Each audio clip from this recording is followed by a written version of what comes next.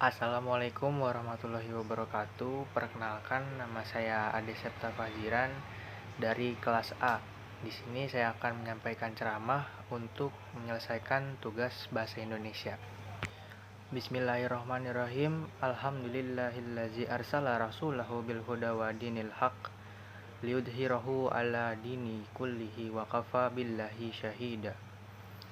Asyhadu an la ilaha illallah wa asyhadu anna Muhammadar Rasulullah. Allahumma sholli ala sayyidina Muhammadin wa ala alihi wa sahbihi ajmain, amma ba'du.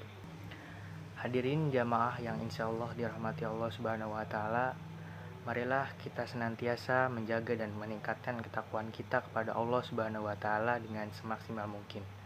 Takwa dalam artian menjauhi segala larangan yang ditetapkan Allah Subhanahu wa taala dan menjalankan perintahnya.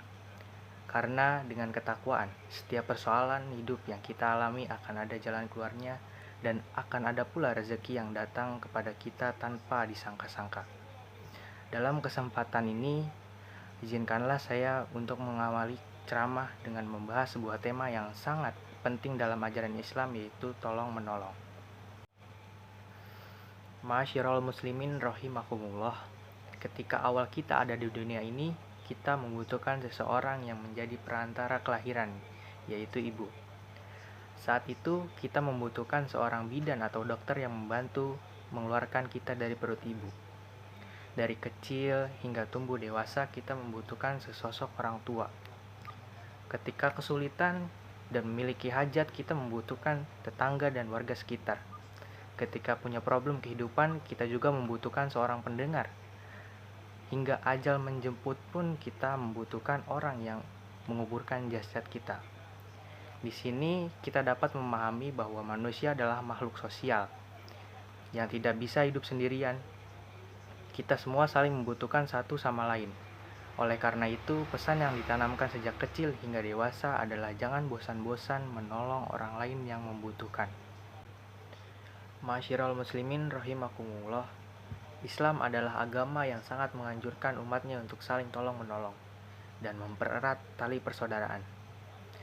Tolong-menolong di sini tidak terikat oleh apapun. Bantulah dengan tulus siapapun orangnya, entah dia kaya atau miskin, berpendidikan tinggi atau bahkan tidak mengenyam pendidikan sama sekali, bahkan muslim ataupun non-muslim. Selama itu masih dalam ranah sosial dan kebaikan, maka tidak ada salahnya kita membantu mereka. Karena bagaimanapun mereka adalah saudara dalam kemanusiaan.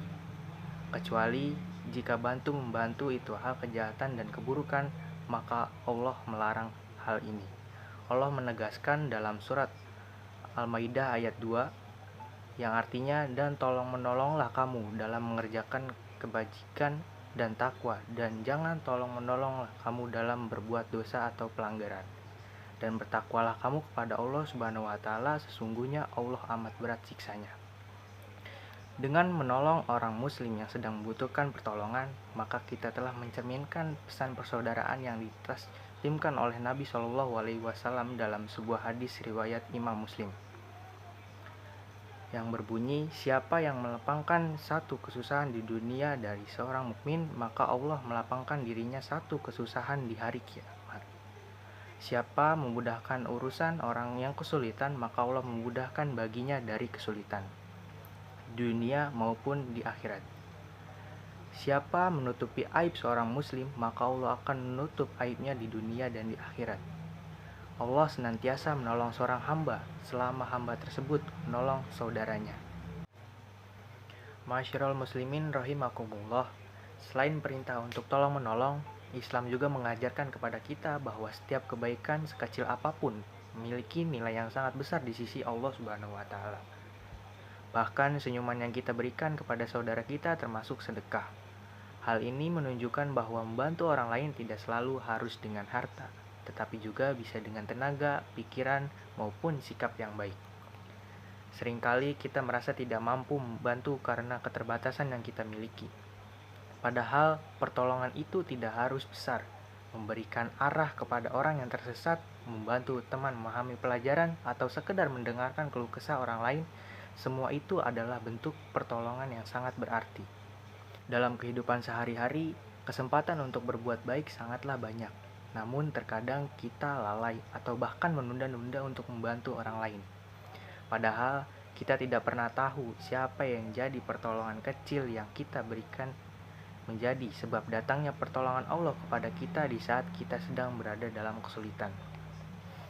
Oleh karena itu, hendaknya kita membiasakan untuk peka terhadap lingkungan sekitar. Ketika kita melihat ada orang yang membutuhkan, bantulah, jangan menunggu diminta. Tetapi berinisiatiflah untuk menolong, karena orang yang paling dicintai Allah adalah orang yang bermanfaat bagi orang lain. Selain itu, penting juga bagi kita untuk meluruskan niat dalam membantu sesama. Jangan sampai pertolongan yang kita berikan justru ternodai oleh keinginan yang untuk dipuji, dihargai, dan mendapatkan balasan dari manusia. Niatkanlah semua itu semata-mata karena Allah Subhanahu wa Ta'ala, agar tetap setiap amal yang kita lakukan menjadi nilai ibadah. Ikhlas dalam membantu orang lain akan membuat hati kita menjadi lebih tenang, lapang, dan jauh dari rasa kecewa. Karena kita sadar bahwa balasan yang kita harapkan bukan dari manusia, melainkan dari Allah yang Maha Adil. Masyiral muslimin rahimakumullah. Di zaman sekarang, tantangan untuk saling tolong-menolong semakin besar. Kesibukan, perkembangan teknologi, dan gaya hidup modern yang terkadang membuat kita lebih fokus pada diri kita sendiri. Kita lebih sering sibuk dengan urusan pribadi, bahkan terkadang kita tidak peduli dengan keadaan sekitar. Maka dari itu, kita harus mampu melawan sikap tersebut dengan memperkuat rasa empati dan kepedulian kita. Gunakan teknologi bukan hanya untuk hiburan, tetapi juga untuk menyebarkan kebaikan, membantu sesama, dan mempererat silaturahmi. Selain itu, menolong sesama juga merupakan bentuk rasa syukur atas nikmat yang diberikan Allah Subhanahu wa Ta'ala kepada kita. Ketika kita diberikan kelebihan, baik berupa harta, ilmu, waktu, maupun tenaga, maka itu bukan hanya untuk menikmati diri sendiri, tetapi juga untuk dibagikan kepada orang lain yang membutuhkan. Orang yang bersyukur tidak hanya mengucapkan Alhamdulillah, tetapi juga menggunakan nikmat tersebut di jalan yang diridhoi Allah. Salah satunya adalah dengan membantu sesama manusia. Dengan demikian, nikmat yang kita miliki akan semakin bertambah dan membawa keberkahan dalam hidup kita. Masyiral muslimin rahimakumullah. Ada satu hal penting juga yang perlu kita perhatikan, yaitu adab dalam menolong. Jangan sampai kita membantu dengan cara yang justru menyakiti perasaan orang lain, seperti merendahkan, mengungkit-ungkitkan bantuan, atau mempermalukan orang yang kita tolong. Bantulah dengan cara yang baik, penuh kelembutan, dan menjaga kehormatan saudara kita. Karena tujuan dari menolong bukan hanya menyelesaikan masalah, tetapi juga kita menjaga hati dan mempererat tali persaudaraan kita. Masyiral muslimin rahimakumullah. Dalam hadis lain, Rasulullah memerintahkan umatnya untuk menolong orang yang dizolimi, bahkan orang yang ingin berbuat zolim juga. Dalam hadis Nabi disebutkan, tolonglah saudaramu ketika dia berbuat zolim atau ketika dia dizolimi. Dalam hadis yang disebutkan tadi mungkin kita bertanya-tanya, bagaimana mungkin kita menolong orang zolim, padahal Allah telah melarang membantu dalam hal keburukan. Hal ini pun pernah ditanyakan juga oleh para sahabat. Rasulullah pun menjawab, pegang tangannya, tahan ia dari perbuatan zolim. Masyiral muslimin rahimakumullah. Dari hadis-hadis di atas tadi, kiranya dapat menjadi pelajaran bagi kita semua agar bermurah hati menolong sesama muslim, karena mereka adalah saudara kita. Pun tanpa menafikan, kita juga harus menolong siapa saja orang-orang di sekitar kita yang sedang dalam kesulitan. Kiai Haji Abdurrahman Wahid atau Gus Dur berpesan, tidak penting apa agama atau sukumu, kalau kamu bisa melakukan sesuatu yang baik untuk semua orang, orang tidak akan pernah tanya apa agamamu. Marilah kita jadikan hidup ini sebagai ladang untuk menanamkan kebaikan. Jangan pernah lelah untuk membantu sesama, karena setiap bantuan yang kita berikan akan kembali kepada diri kita sendiri, di dunia maupun di akhirat kelak.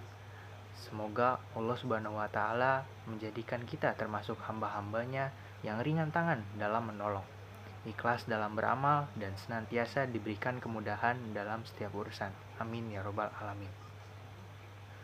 Barakallahu walakum fil Qur'anil azim wa nafa'ni wa iyyakum bima fihi min ayati wa zikril hakim. Aqulu qawli hadza fastaghfirullahal azim innahu huwal ghafurur rahim. Dari saya cukup sekian, mungkin itu saja yang bisa saya sampaikan, kurang lebihnya mohon maaf. Akhirul kalam, wabillahi taufiq wal hidayah. Wassalamualaikum warahmatullahi wabarakatuh.